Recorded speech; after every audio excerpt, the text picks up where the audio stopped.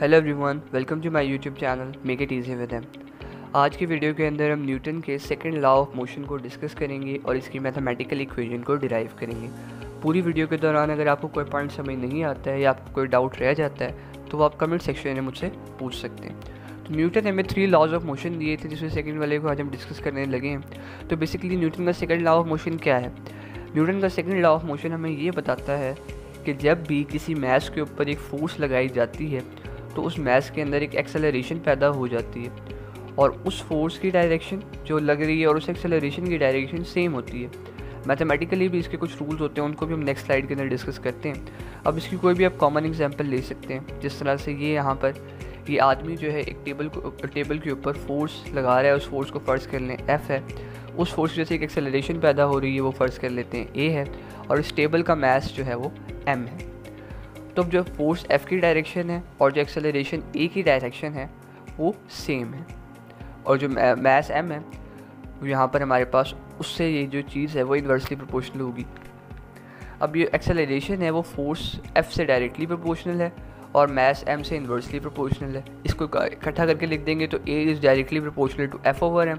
Proportionality का sign ख़त्म किया, K कांस्टेंट को इंट्रोड्यूस करवाया, A is equals to K F over M।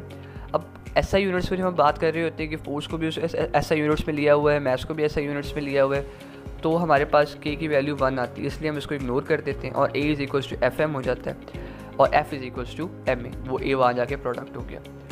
अब मास का यूनिट क्या है? किलोग्राम है, और एक्सेलरेशन का यूनिट हमें पता है मीटर पर सेकेंड है। ऐसा यूनिट्स लेते हैं हम यहाँ पे, मीटर पर सेकेंड स्क्वायर, या इसको मीटर पर सेकंड भी बोलते हैं, मीटर पर सेकंड स्क्वायर भी बोलते हैं। हमारी इक्वेशन हमने जो निकाली थी वो निकाली थी F is equals to M में।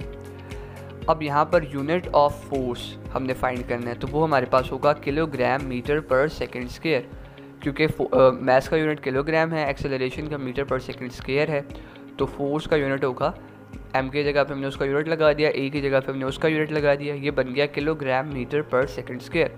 Kilogram metre per second square जो है हमारे पास न्यूटन के बराबर होता है, इसकी एक सिंपल एब्रीवेशन है न्यूटन। तो फोर्स का ऐसा यूनिट हमारे पास होता है न्यूटन। ये F इज इक्वल्स टू हमने किस तरह डिराइव किया, तो उसको हम ज़रा रिकैप कर लेते हैं कि जो एक्सेलरेशन थी वो डायरेक्टली प्रोपोर्शनल F से थी और इन्वर्सली प्रोपोर्शनल M से थी। इसको हमने कंबाइन कर दिया था, तो हमारे पास बन गया था A is directly proportional to F over M। वहाँ पर K इंट्रोड्यूस करवाया, K को 1 के बराबर रखा, ये जो यहाँ पर M था इसको A से प्रोडक्ट करवा दिया, हमारी इक्वेशन बन गई F is equals to M में।